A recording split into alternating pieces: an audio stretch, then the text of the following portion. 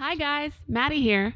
This week we got a hold of a fantastic guest spurt on the wonderful world of Tales from the Crypt, but the episode ran just a little long. So this is going to be a two-parter. Again, thank you, Jonathan, for coming onto the show, and thank you, listeners, for tuning in. I promise this will be a terrorific discussion. I'm sorry, my puns aren't as good as Crypt's. The bell tolls. The midnight hour is upon us. It's time once again for two internet strangers to discuss the good and evil of the horror genre. So sit back, relax, and enjoy the terror within the Hallow-Holics Anonymous podcast.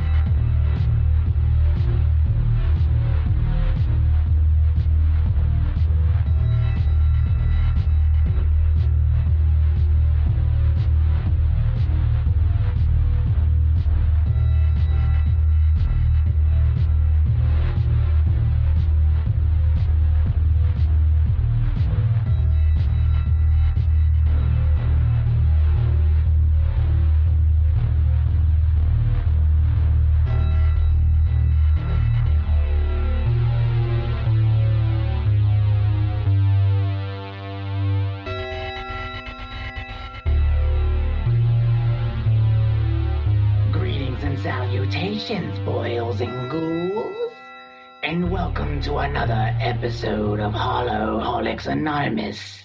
This is your ghoulish educator of macabre delights, the Crypt Keeper. Tonight we bring you fiendish hounds of horror, a tale of two rockcasters who want to get some inside access to the crypt, provided their minds don't get blown first.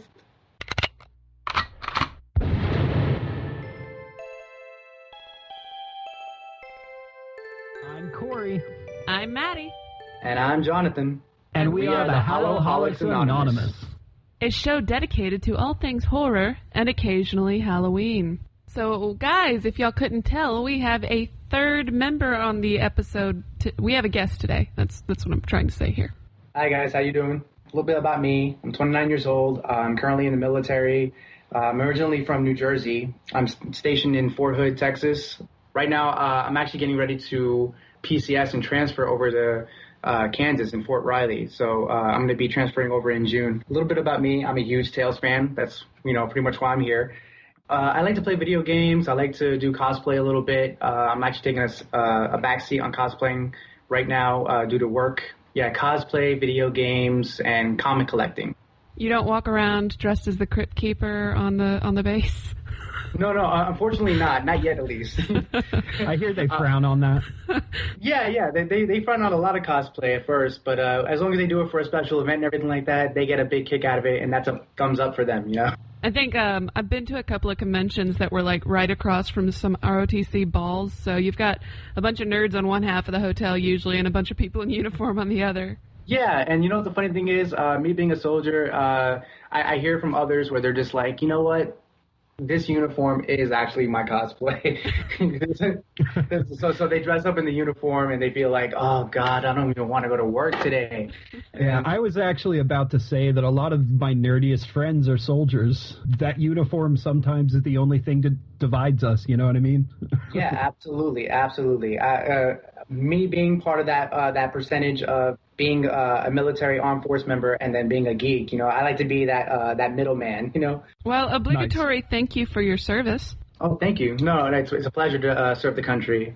So we've already told you a little about the show. I actually found you on Reddit through an awesome channel that you host on YouTube. Would you like to give that a shout out real quick before we move on to our horror news for the episode? Yes, and thank you for the opportunity for the shout out. My channel is called Crypt. It's basically a central hub of all Tales content that is actually on YouTube or is actually found through fans, myself, or anybody who just wants to post anything that's related to Tales from the Crypt, even the movies, the comics, anything of the sort. The whole purpose of it was basically to have all Tales fans come together and build a community, and that's what I wanted to do with CryptTube. So, yeah, CryptTube basically is my channel. That is awesome. And as far as building a community goes, you have my sword, sir. Yeah, for Thank sure. you. Me too. And moving on to our favorite segment of the show, which isn't, in fact, Horror Pack. Wait, are we doing Horror Pack now? No, I said it's not, in fact, Horror Pack. We're not moving on to Horror Oh, okay. Not yet. Oh, okay, cool. You gotta listen, Corey. Well, I am listening, but I can't tell if you're being sarcastic or not sometimes, so. Oh, okay. Well, we're moving on to horror news.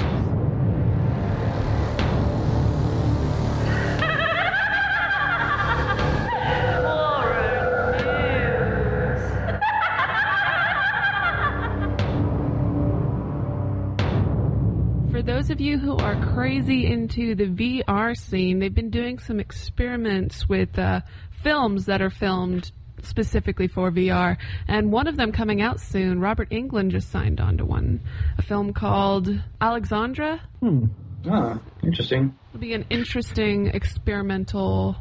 Oh, I'm sorry, it's called Campfire Creepers. Huh. Oh, okay. I'll give I haven't it a heard anything shot. about it. Yeah, I've watched some of this VR TV. It's mostly been like short film stuff like that. Some of it was interactive. I haven't been super impressed yet, but I like that people are still experimenting with it. I think that it has a place eventually. I just think we haven't really found it, nor is the technology really accessible enough yet. And I agree with that. Plus, I kind of think a lot of people would have some pretty intense claustrophobia when it comes to VR. Could be. Yeah, I personally think that it's a good thing that they can capitalize on. I mean, if you guys ever played Resident Evil 7 and you actually had the opportunity to play on VR, if you had that kind of experience playing that game and you were playing with the VR set, like that added a whole new element to playing it. So I think with horror films, they can definitely capitalize on it. I think it just depends on the content. Agreed. And I love Robert Englund. My torso says so. So, keeping with the technology sort of theme of this, my next piece is, I guess, Agony News Part 2. I mentioned it in the last show, and I'm mentioning it again. It has a release date now. Agony will be coming out on May 29th. I mean, take that with a grain of salt. It's been delayed, I think, 2 or 3 times now, but I'd rather have a good delayed game than a crappy on-time game. So hopefully we'll all be touring hell on May 29th. Yes, agreed. You know, a lot of the time they rush up on games and they don't come out the best, especially when a lot of fans are expecting a deep-rooted game. Right. So, yeah, I agree 100%. For those of you who grew up watching TNT, Monster Vision, I know I did, Joe Bob yes. Briggs is finally officially going to have a returning host opportunity on Shudder. At some point in June or July, he's going to be doing a 24-hour live streaming marathon. Wow, 24-hour live streaming marathon? He's Joe Bob Briggs, man. Oh, yeah, no doubt. That man basically ran TNT for Monster Vision, like, oh my God. Like, I remember watching that as a kid, and there was no way I couldn't know who was going to host that show and, you know who it is now, like, thinking back on it. Yeah, and that guy knows a lot. Like, he's always full of facts. It's incredible. I still like Rhonda Shear better, but he was a good horror movie host. There's another Tremors movie. I believe it's a sci-fi original coming out, and it's going to take place in the frozen wilds of Canada. Stars whatever the dude's name who's Bert's back. I forget his name, but Jamie Kennedy's apparently playing his son. I'll give it a watch, but I'm not super stoked about that. I'm not going to lie. How much you want to bet they're going to come out with ice worms in it? Oh, it wouldn't surprise me. But yeah, no doubt about that. There's also, apparently, Fred Ward and Kevin Bacon have signed on for an 8-part TV series, too. I'm so down for that. Yeah. Yeah, at least Kevin Bacon's coming back to the franchise in some way. Mm-hmm. He hasn't disowned Tremors like he disowned Friday the 13th. Right. Yeah, right? All right, you got anything else? Yeah, this one's sort of walking the line between horror and YouTube drama, but I'm going to say it anyways because this girl's YouTube channel terrifies me. Is there a soap opera channel you've found, like just entirely focusing on YouTube drama? No, it's just I actually forget how I mean, I subscribe to this, so maybe that's why I heard it. But Poppy of That's Poppy fame, the weird pop star who is known for sort of anti-pop music and standing in front of a white background saying the same thing over and over again, is being sued. Her and her, I don't think anybody's really sure if it's her manager, her partner, her whatever he is, Titanic Sinclair. They're both being sued by a woman who calls herself Mars Argos, who apparently dated Titanic Sinclair before Poppy was in the picture and was doing the exact same thing. The suit says that Poppy and Sinclair pretty much stole her entire act, and if you see the stuff side by side, there's definitely a case there. And on a darker note, there's mention of domestic abuse between her and Sinclair, things like that. So it gets pretty dark. Yeah, they're all creepy YouTubers, so I guess it counts as horror news. Well, I mean, hopefully their case doesn't sink.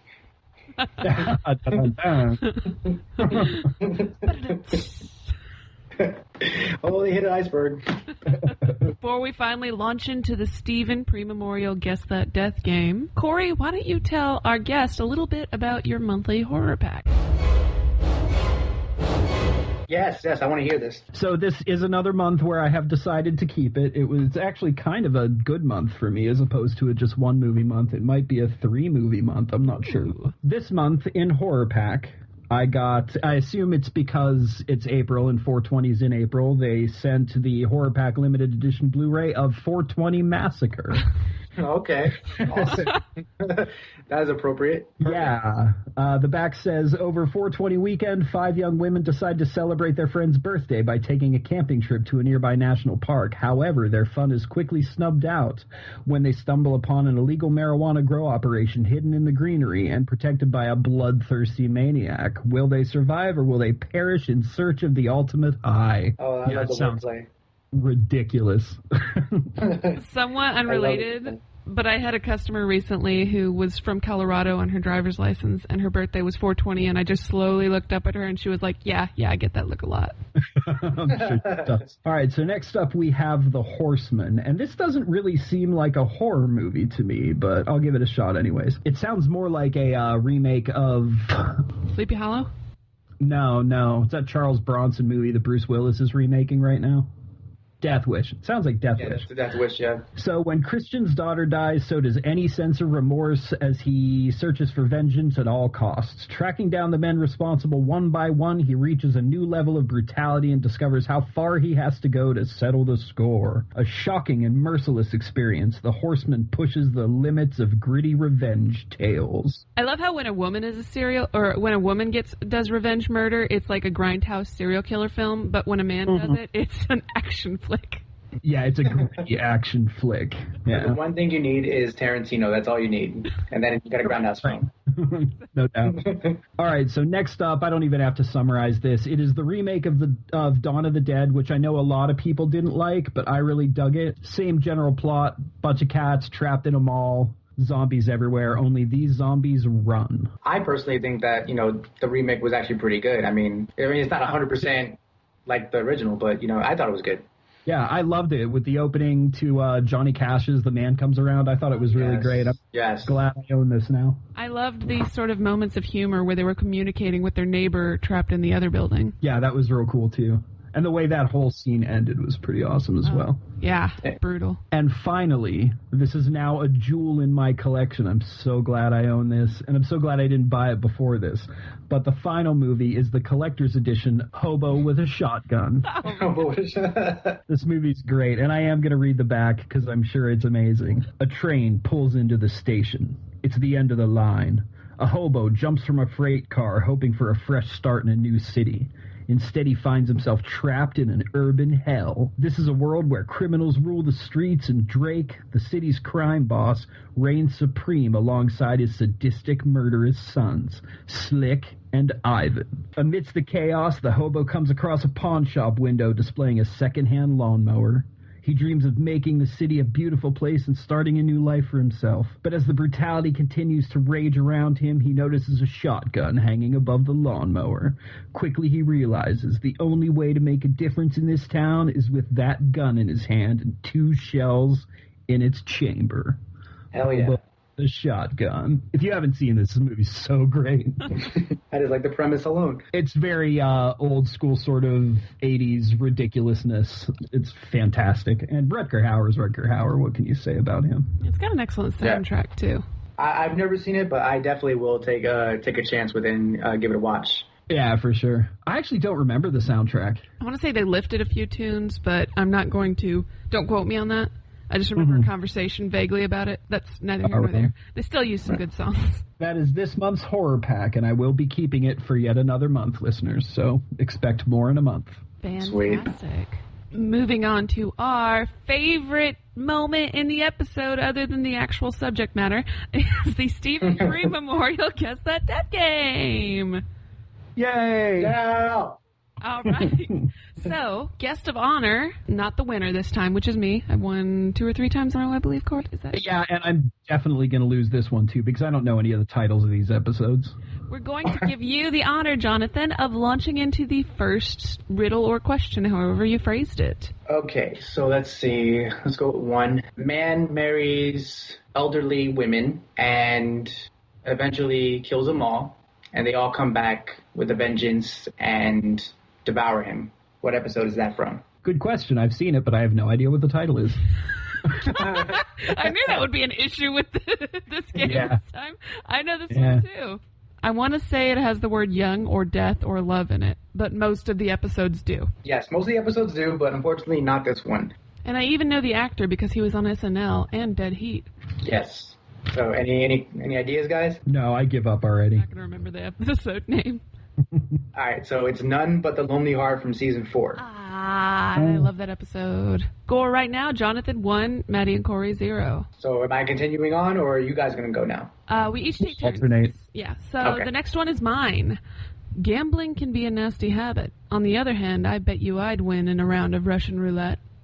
That's the one where Oh, yeah. I don't know Cutting the name, cards. but Oh, dang, Jonathan too. Yes, cutting. isn't Lance Henriksen in that one? Lance Yes, he Henriksen is. And Yeah. Kevin Teague That's right. from Roadhouse. That's actually one of my favorite episodes. I watch it on repeat most of the time. Yeah, it's Okay. pretty fantastic. Don't rob stores with cybertech ghouls. They may get you shot. You won't even get your last cigarette. Oh, dang. Ghouls. Wait a minute. You won't even get your last cigarette. You said tech? Cyber tech? Well, cybertech is in they're dressed like they're from the Matrix. Their clothes are shiny. Hint. There's a vampire. Oh, no, I know this episode. Ewan Oh, McGregor man. is in it. Shoot, I don't remember what it's called. This is tough. Cold War?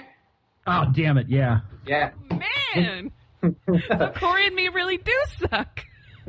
No, actually, like I was thinking about the title, and then when you mentioned Ewan McGregor, that's what gave it away. I was like, oh, Yeah. Cold War.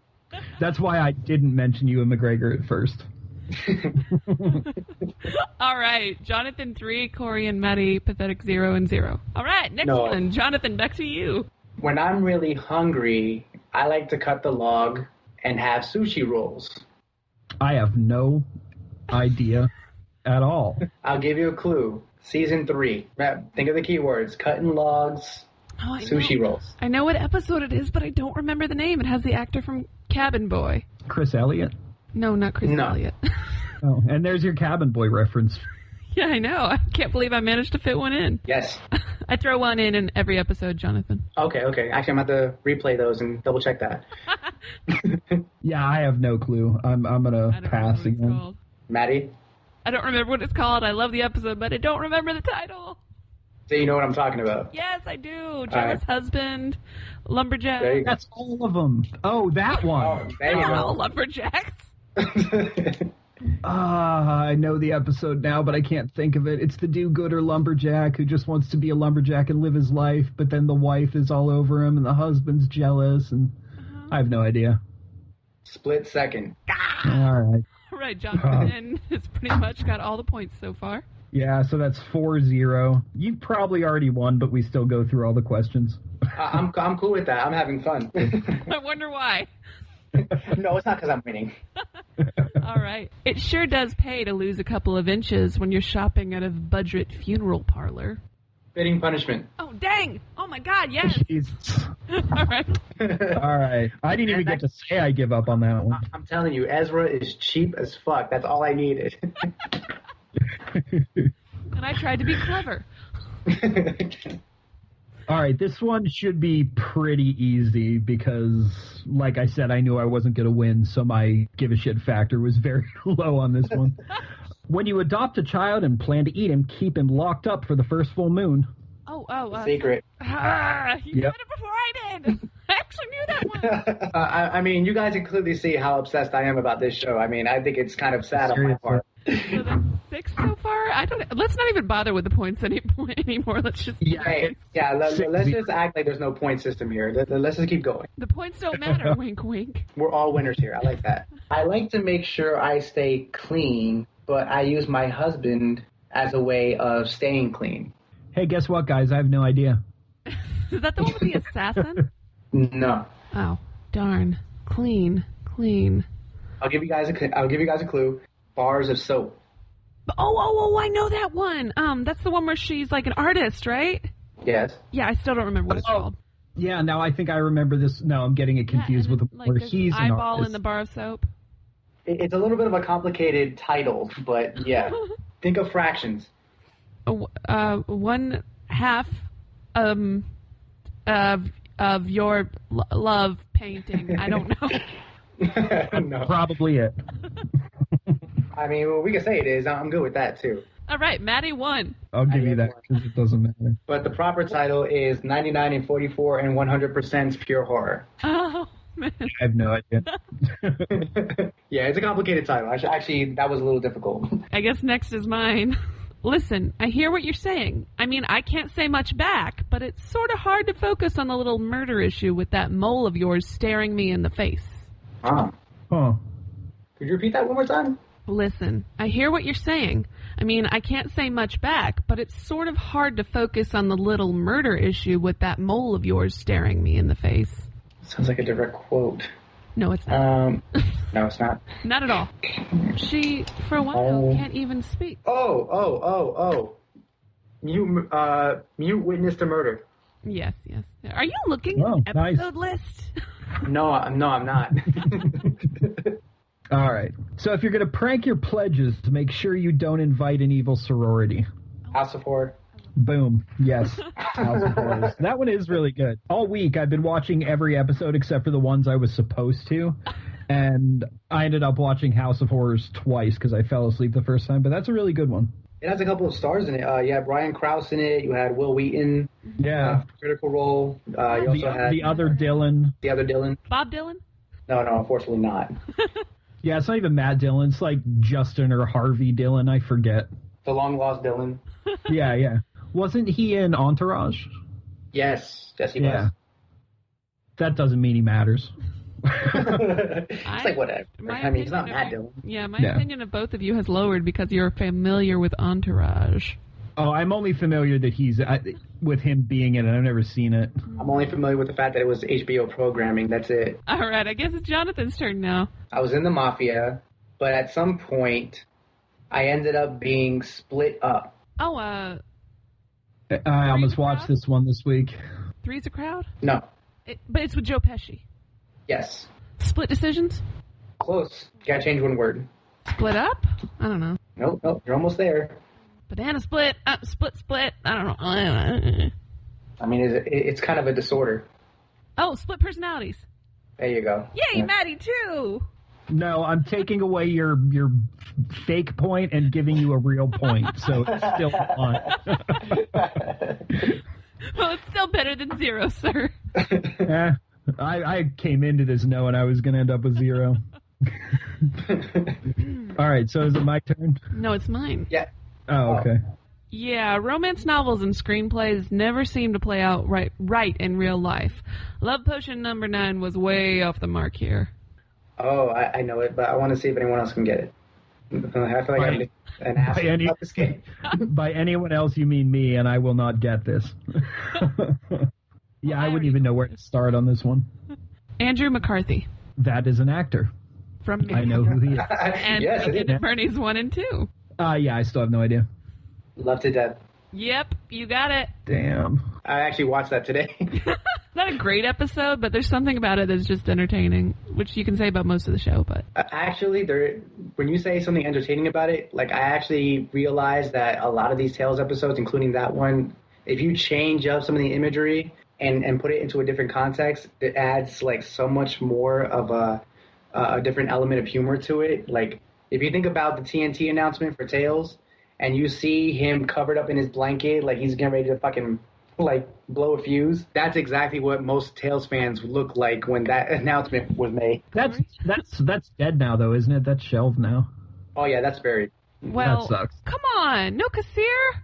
Really? The whole thing was that Kassir actually didn't have any sort of involvement, and he wasn't even pursued to come back as the Crypt Keeper, for one, because the rights for HBO's Tales wasn't purchased. Oh. And it's hard to purchase because the rights are, like, fluctuated. Mm-hmm. So TNT decided to go with M. Night Shyamalan, and then they decided to do their own thing with as opposed to HBO's anthology series. Well, then they should have called it something else. To be fair, HBO did the exact same thing with the original movie. Yes, they did. Yeah. That's true. Yeah. But that being said, having M. Night Shyamalan's name attached to it is never a good sign. Oh, that's not necessarily true. Let's not forget that he has done some good films. It's just that he kind of went downhill. Yeah, but his bad outweighs the good at this point. And I like Split, and I'll probably like his next one, but he's... Even though it's a simple story, Devil has its merits, too. Is Devil actually a director? Like, is he a director on that? I thought he was just the producer or something. I believe he was the director. I actually don't recall what involvement he had in that film, but yeah, he's done a couple of good films. Just he went on a downward spiral with majority of them. Like what was it? The Woman in the Water, something like that. Yeah, Lady in the Water. The Lady in the Water. Yes. So there were some poor choices in that movie. Oh, yeah. But if you look at it as a fantasy film, it worked. Yeah, I mean, but the way they advertised it didn't actually play off as a fantasy film. Totally. They advertised it all wrong. Yeah, so that threw me off. John Eric Dowdle directed that. Yeah, I noticed I was wrong. I just didn't want to bring it up. Oh. Well, I figured since I said I was going to look it up, you can edit it out. I don't care. I just figured I'd finish our thoughts. No, that's a good thing. It's a follow through. It's something we need in this show.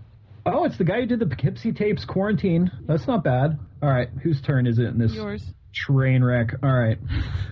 This is probably another pretty easy one. Rich people eat homeless people every day. It's an imperfect world. Oh, is that ghouls or something? There are ghouls. That's the organization. Oh, it's the organization's name, yeah. The Greater Homeless Outreach... Something. League.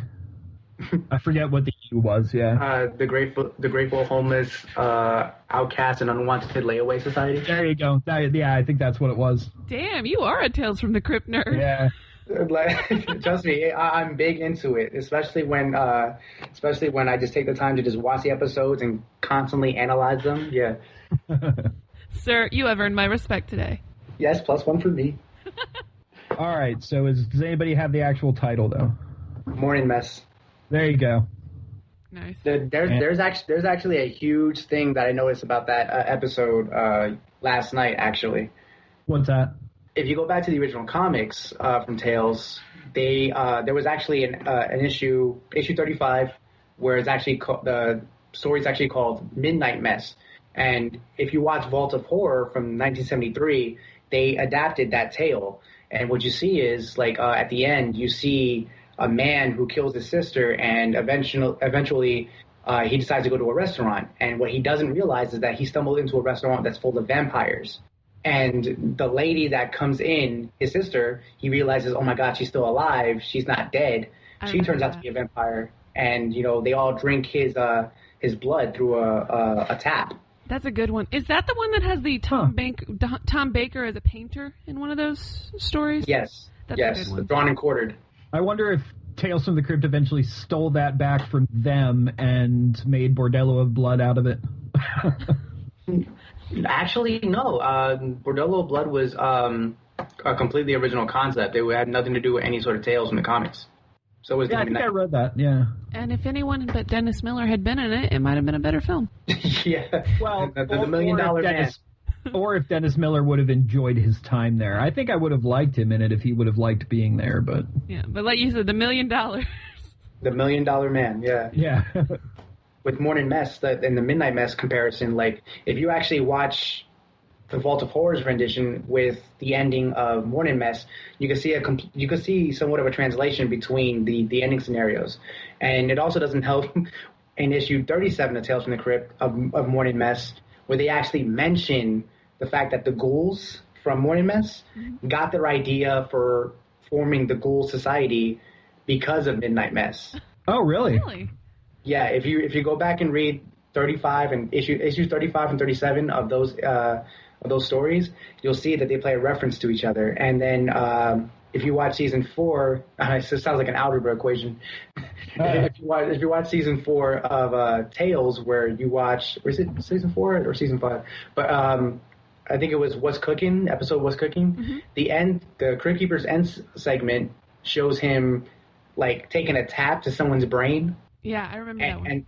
And that's a reference to the Vault of Horror issue. Oh, sorry, the Vault of Horror ending and the Tales issue, where you see the tap coming out of the dude's neck when they're draining him of his blood. That's awesome. Wow.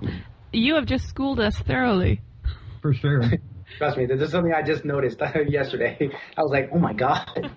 All right. Let's finish this gauntlet. Yeah, I'm sorry, I went into it. Sorry about that. No, that's what you're here for, man. Yeah, exactly. Yeah. You are incredible. I'm so glad I invited you over. Thank you. Like I said, I'm happy to be here. Real quick, I do really love that episode with the vampires in, like, Alaska. Or Comes at Dawn. Yeah, that's Yep. a good one. Okay. Yes, it was a good one. And Michael Ironside. Okay, back to what I was saying. I like to play basketball. I used to have the hops, but I lost them. Fitting punishment. She got it. Damn. We both did that episode. I didn't realize you were going to hit it. But yeah, fitting punishment. You smell that? Delicious. Serve me up a side of meatloaf. That was my question. I'm not hungry. I got that. I still have no idea what it is. I actually thought you were requesting for meatloaf. Serve me up a side of meatloaf. Hint. Christopher Reeves.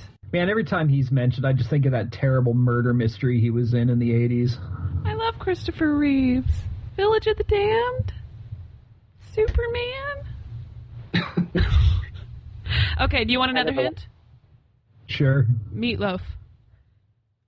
Thanks for that. Are you offering him meatloaf, or is that the clue? Well, I guess both. Okay. I need to drink more. Meatloaf actually sounds really good right now. Yeah, I have no idea. As always. What's cooking? Okay, you got it. Meatloaf actually played the landlord. Yes, he did. Wait a second, Jonathan, do you know these and you're like giving me titty chances to like get points? No, I am not. No, I if anything, I just feel like I'm being an asshole about this game. No, man, destroy me if you must. You're the expert, dude. I knew I was going to do awful. All right. Oh, is it me? Is this the last one? Yes, it's your turn. Last one. Yeah. All right, so this is the last one. This one's probably pretty easy, too. If you're going to be a street racer, make sure your car isn't full of explosives. King of the Road. Yep. Brad Pitt, Warren Zevon did the music, and it was still awful. I wanted so bad to like that episode. Oh, but they used Warren Zevon's worst song ever, that, like, Bad Road, Wretched Road song. I hate it. It was like Tails' version of Grease. I wasn't feeling it. Exactly. So the final score is Jonathan 12, Maddie 2, Corey 0. Wait, where'd that 1 point go? Oh, wait, you deducted her one, didn't you? I took away the fake point. I was like, that's so uneven. So before we launch into the main topic, I feel that no conversation about Tales from the Crypt is complete without really mentioning comics and kind of the birth or the death of horror comics, if you will. So this is actually a little painfully relevant, considering, CISPA and that like recurrent effort lately to censor the internet. But isn't censorship always relevant? Books, comics, movies, games. Every decade always seems to have one valid reason or two to shut people up. In post-World War II America, crime rates were rising, supposedly, at an astronomical rate. Information courtesy of the late Frederick Wortham his panic-inducing novel Seduction of the Innocent, or as I like to call it, Reefer Madness Part 2. This time it's cartoons. Thus, CMAA and then the Comics Code Authority were born. On a side note, John Kassir was in Reefer Madness, the movie musical, and you need to watch it if you haven't. I loved it. So, pre-code comics weren't actually violent at all by today's standards. Yeah, people were buried alive, burnt, murdered, cursed, etc., but there was relatively little blood on the page. A lot of them were so heavily inspired by their radio show counterparts that they were pregnant with excessive dialogue and characters describing everything around them, when you could actually see it because it was illustrated in front of you. Then there was a lot of blending genres, too, because comics just hadn't quite found their groove yet in the 30s and early 40s. The mid-40s was when horror comics were finally getting good. Then the Comic Code Authority hit them where it hurt, and a lot of congressional hearings were held over the dangers of violent comics. They ended up banning several silly things, including the use of these words in titles. Terror, crime, weird, and horror. Then they had the questioning of public authority figures banned, displays of moral ambiguity, any suggestion of sexuality or use of narcotics. All stories needed to have happy endings, and multi-part series had to be personally approved by the CCA. I really wish I could go into more detail about this. It'll have to wait until a comics episode, but suffice it to say, the Tales from the Crypt comics were incredibly popular. It ran from 1950 to 1955, and if not for the CCA, it might have gone on far longer than that and never been adapted for television. It's insane to me that they can take censorship that far. I mean, they do it all the time. I don't know why I'm surprised. But it's insane to me that they can tell you words like weird aren't allowed to be used in your comics. That's absolutely insane. I will never cease to be surprised what a small group of people with enough power can turn the world into when they want. It's crazy. It is absolutely ridiculous. Yes, and me personally, like when I read the transcripts for the Kefauver hearings, it's crazy to see how afraid they are of how things were different back then. Like, the moment people see that there is a lead up to what could cause juvenile delinquency or murders, for any sort of reason, they immediately look for something to point at and say, this is the reason. And right.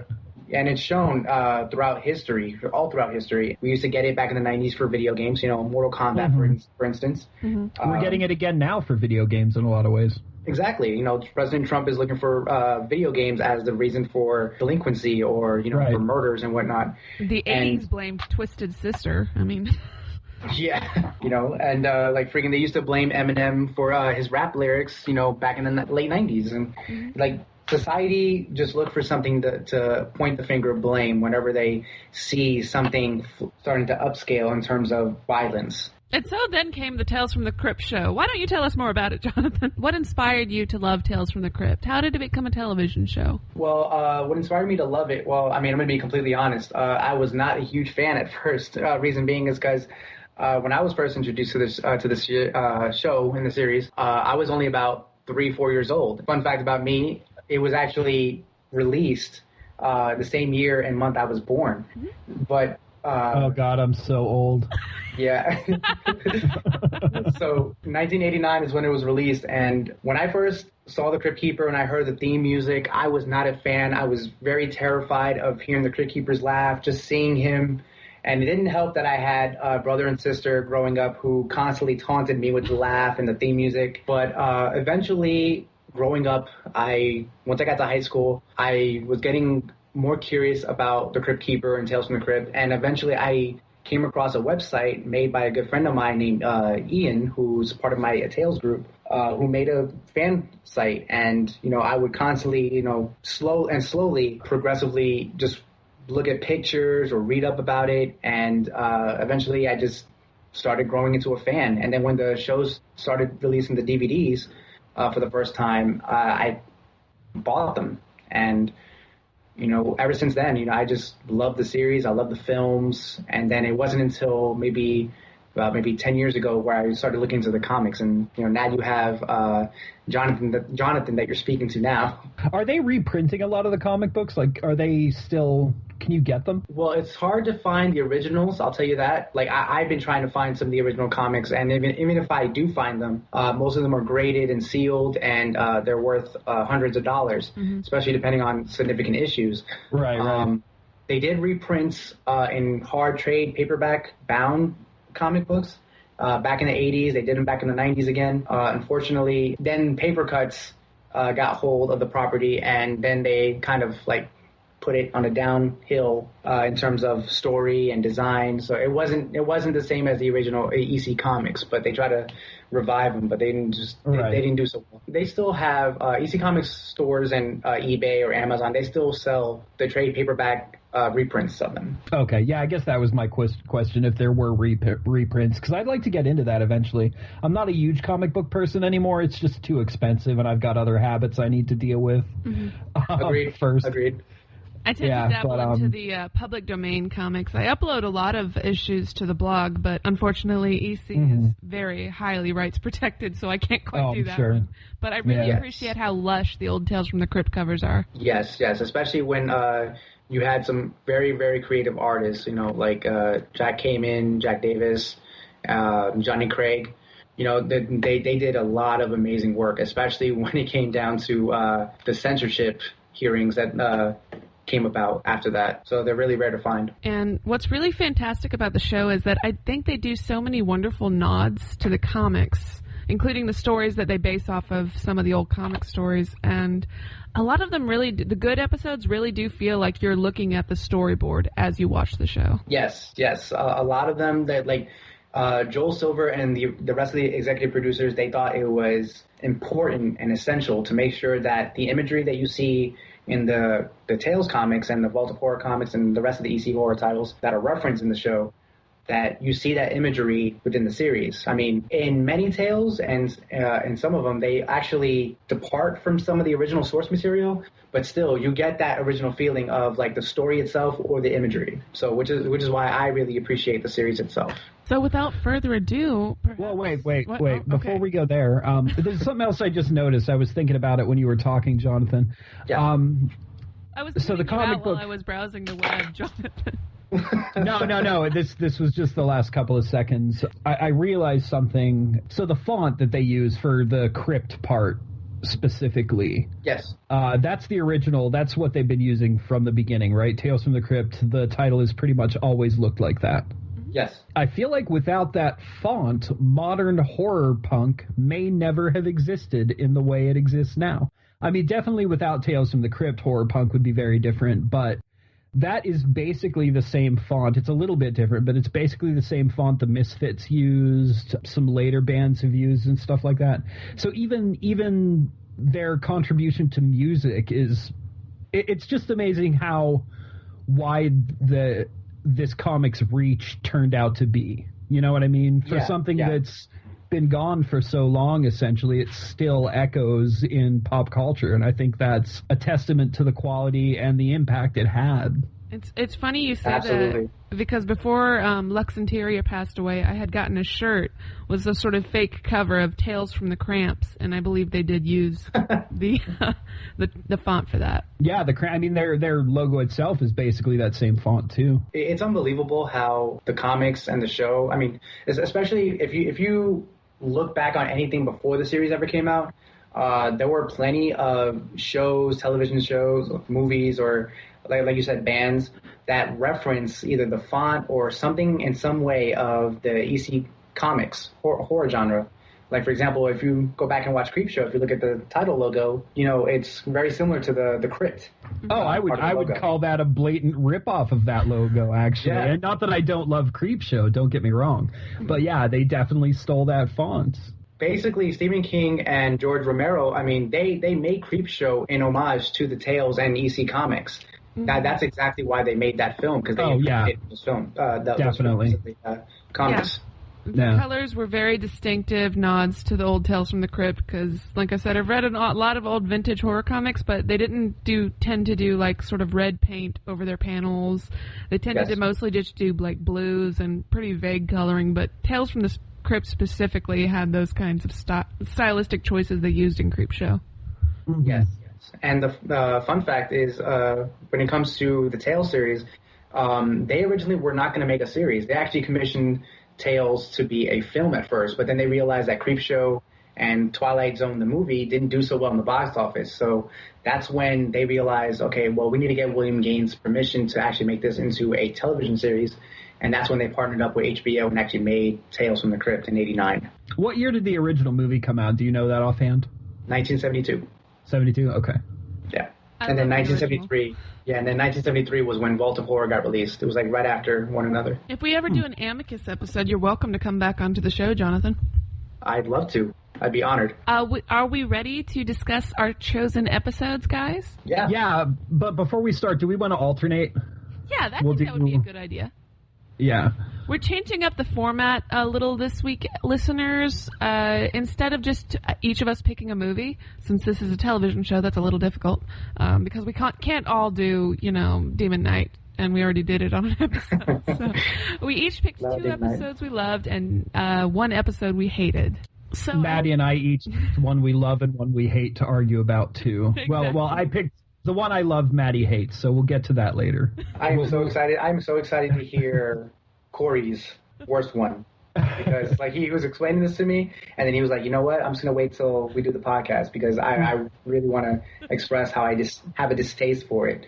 Oh, yeah. I think that comes across. We'll get to it. Yes. All right, since you're the guest of honors, Jonathan, would you like to actually and you also won the game, would you like to do the honors and also start with the first episode you loved? First episode I loved, Three's a Crowd from season 2. And the reason why I love this episode is because it has, in terms of what a Tales episode should be, based on what the comics represented back in the 50s, I believe this has everything a Tales episode should be. It has murder, it has jealousy, it has suspicion, and the twist ending is the most horrifying twist ending I've ever seen in an anthology series. Mm-hmm. And especially back when you think about what the 90s were like, and we were just talking about in terms of censorship and how people look for something to blame in terms of what could cause juvenile delinquency or what's so bad about horror films and television shows. When you go back and look at Three's a Crowd, you see that this man is jealous of his wife's friend, and so he thinks he's a friend to the other guy. He's jealous of the attention that she has with him and how much time they're spending with one another. And then eventually he kills the best friend, and then he kills his wife, strangles her to death. And then all of a sudden, at some point he's just like, you know what, I'm feeling good, how about we go try that baby? He's getting ready to commit necrophilia right after he killed his wife. And then he's dragging her to the best friend's house after just killing them both. And then all of a sudden he turns the light on after opening the door, and there it is, right there. Big banner. It's a boy. He not only killed his best friend, he killed his wife, but he even killed his unborn child. All his suspicions led him to kill these people and even his unborn child. Mm-hmm. That is the most horrific ending to a Tales episode I've ever seen, or even in the comics itself. It's not even similar, at least in terms of story or reference to the comic, but it's a whole different way of ending the episode, and I thought that was absolutely terrifying because that kind of thing could happen in real life. Mm-hmm. Yeah, that's actually the first episode of TV. Jonathan, what season was that again? Season 2. Okay, that's what I thought. I thought it was early. I watched this stuff. I was 12 when Tales released. Because I'm very old. We're with you there, buddy. But yeah, that episode that's the first time I had ever seen a twist like that and something so horrific that's the first thing I remember actually affecting me that way. Like, oh my God, this guy just killed his kid, his wife, his best friend, totally ruined his life. It was mind-blowing to me. That might be the episode that really got me into it. That might be, I had been watching it before, but that might have been the one that was like, you know what, this is amazing, and that started my whole horror career essentially. Are either of y'all familiar with the 1989 anthology film After Midnight? No. No, I'm not. So there's a story in it called The Old Dark House about a couple, like, their car breaks down and they seek shelter in this old kind of haunted house. But the twist ending in that story is very similar to the one in this one. I'm going to have to check that out. Yeah. Is it After Midnight? After Midnight, yes. It's directed by Jim Wheat and Ken Wheat, starring Mark Helgenberger, Mark McClure, Alan Rosenberg, Pamela Segal, and et cetera, et cetera. It's an okay anthology horror film when you kind of run out of the most of them. Not as good as, like, Tales from the Dark Side or Creep Show, but, like, better than Tales of Terror, you know? Right. Yeah, the other thing that really struck me from this episode is the guy who played the murderer, the guy that played the paranoid boyfriend, was absolutely perfectly cast. Mm-hmm. Like, I don't want to prejudge this guy, but he looks like that character. Like, he looks like I would think that character looked. You know what I mean? And he plays the whole, like, brokenhearted paranoia so well. You do almost, up until the end, because we, like, the audience is in on it too. We think that she's cheating on him, you know? It's Tales from the Crypt. It's always about love, murder, cheating, all that stuff. Yes. So up until the end, we're like, yeah, this sucks for this guy. You know, I mean, he's kind of an asshole. He's kind of being a dick, but, like, it sucks what he's going through. And then all of a sudden this happens. Yeah, it was just really well cast on his part. That's Jake Busey, right? No. His name, Gavin O'Hurley, I think. Gosh. Yeah, Gavin O'Hurley. He looks like a Busey. Exactly like Jake Busey. Yeah, I'm sure there are some. They share some genes somewhere in their ancestry there. Yeah, right. They look so similar. You know, the funny thing is that episode is actually quite divisive with some fans that I've spoken to, because they feel like if his wife never really, like, if his wife took the clues or took the hints of how upset it was making her husband, mm-hmm. you know, normally you would be like, okay, maybe I should kind of tone down on whispering in this dude's ear, or constantly spending alone time with him just to kind of ease my husband. But at the same time, I shouldn't let him touch my thigh every time we talk. Like, exactly, like, you know, like, especially when the dude's sitting right next to her. You know, come on, like, you know, I'm just gonna cop a feel on your wife. You know, is that right? And that guy who was with them, who was like, "This dude is making me really uncomfortable. I can't deal with this anymore. I'm leaving. Your husband is crazy." I mean, yeah, that's a pretty glaring hint. So I've spoken to some fans who kind of feel divisive about, like, you know, the characters in that episode, because they feel like that whole situation could have been avoided had the wife paid attention to her husband's emotions and feelings regarding the whole situation, you know? Yeah, but right. And that divisiveness is also what makes it a good film, because people are actually stopping to think about what's going on long enough to realize that there's something to be indecisive about. When you go that deep, then you go back to the Siskel and Ebert argument about the idiot plot, a plot that could be solved if everyone in the story wasn't an idiot. True, but I think this is more suspension of disbelief and less idiot plot, though. I don't think this goes quite as far. Normally, I'd agree with you, and if this had the same writers as season 6 and 7, I'd probably agree with you. But and if you think about it, I mean, like, just in terms of current day relationships, I mean, like, you know, sometimes we kind of tell, you know, our significant others, you need to relax. It's not what you're making it out to be. Just, it's not what it is. And then when you take a situation like this in this episode, it goes far, far left, you know, like, you know, left field.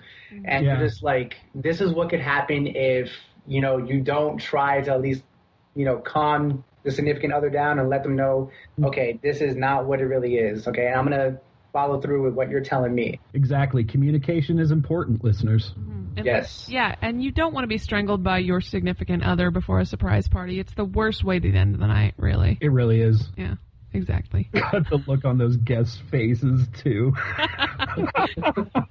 And then the Crypt Keeper's commentary, like, that's called, you know, dragging your wife to a party.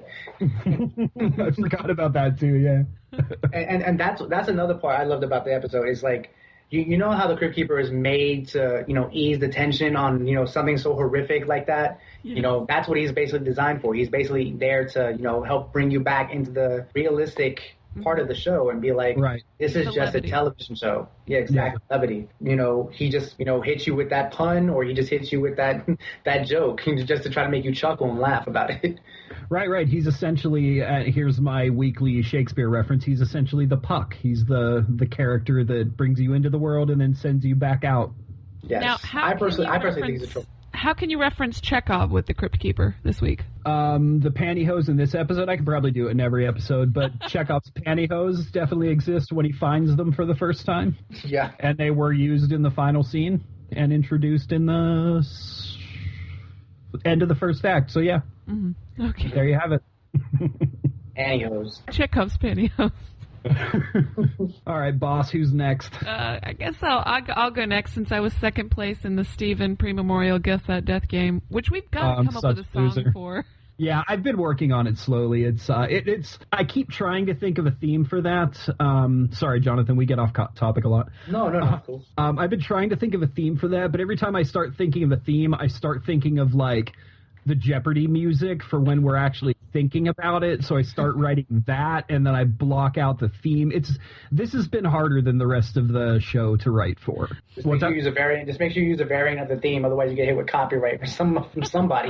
No. Yeah, I would completely rewrite it. That's why I'm not sure I'm quite done with our Tales piece yet. I think I need to make it my own a little more. I might pitch it up or down. I'll figure it out. So I guess I'm going to go with my first favorite episode from Season 3, Episode 2, Carrion Death.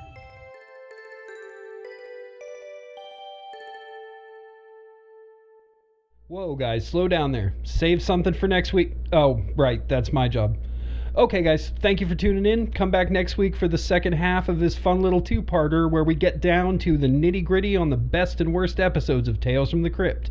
As always, you can check our blog at hallow-holic.blogspot.com/WordPress. Our Twitter is at nowhere23, or email us at hallow-holics@outlook.com. I promise the next part is going to be absolutely scaretastic? No. Scare-mazing? Frightderful? Wonder scare? Anyway, you get the idea. See you next week.